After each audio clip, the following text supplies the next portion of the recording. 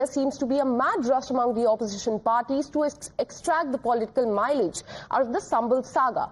Day after Samajwadi Party chief Akhilesh Yadav raised the issue in the parliament, what we're learning is that the leader of opposition in Lok Sabha, Rahul Gandhi, is all set to head to Sambal today.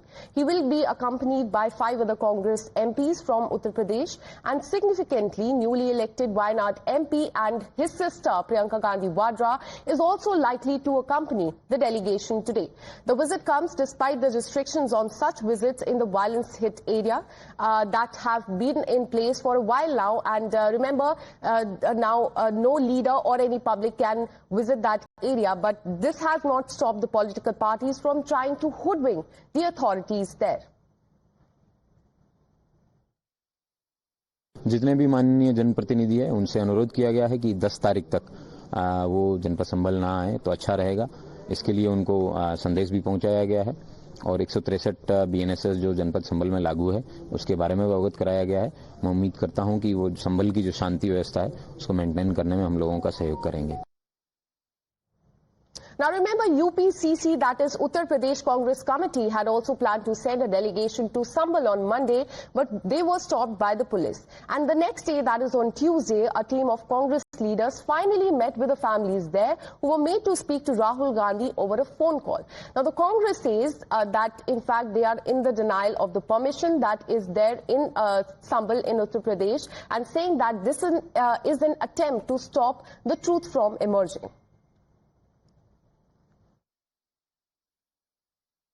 तनाव के बिना ये चुनाव नहीं जीत सकते। राहुल गांधी, इस नाम से ये लोग कांपते हैं, इतना कांपते हैं कि अगर राहुल गांधी जी संभल जाना चाहते हैं, उन परिवारों से मिलने जाना चाहते हैं जिन्होंने अपने बच्चे खोए हैं, तो इनको घबराहट होती है राहुल गांधी को उत्तर प्रदेश में घुसने से कैसे रोकें, ये षड्यंत्र रचे जा रहे हैं।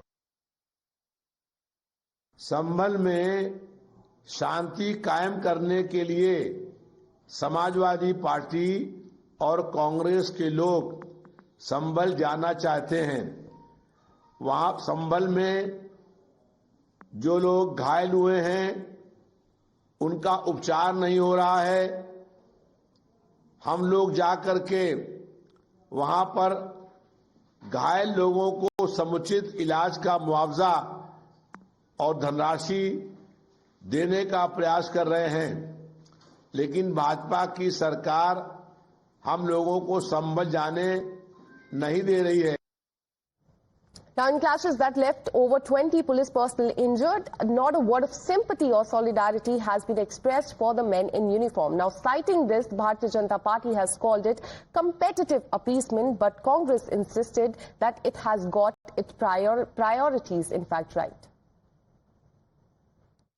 वोट बैंक के नाम पर दंगा भड़काऊ कमेटी फिर से काम पर, और संभल पर कौन सबसे बड़ी कैप कॉम्पिटिटिव अपीजमेंट पॉलिटिक्स कर सकता है, अब इसका कंपटीशन शुरू हो चुका है। समाजवादी पार्टी ने लीड ले ली, संभल पे राजनीति कर ली, लाशों पर वोट बैंक की राजनीति कर ली, तो कांग्रेस ने कहा कि हम पीछे क्यों, और अडानी का मुद्दा पीछे करके अब वो भी संभल पर आ गए क्योंकि वोट बैंक का मामला है।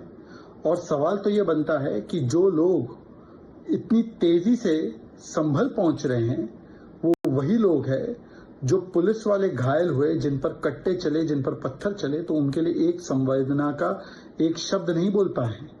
Now, why is BJP alleging that Rahul Gandhi's trip to Sambal in Uttar Pradesh may be a case of one-upmanship?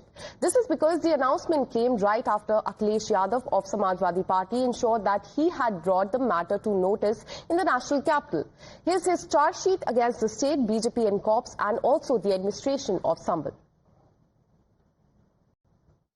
Adani संभल, जब जान जा रही हो, जान हमारे लिए बड़ा मुद्दा है। अभी आपकी जान चली जाए तो मुद्दा हम किस पे करेंगे, जान पे कि आपकी वेतन पे? अडानी के क्या इशू है, संभल का इशू है। जनता जहाँ गोली से मारी जा रही हो और जहाँ लोगों को घर लूटे जा रहे हो, जहाँ लोगों को जबरदस्त बिजली काटी जा रही हो, के सामने क्या है अडानी का?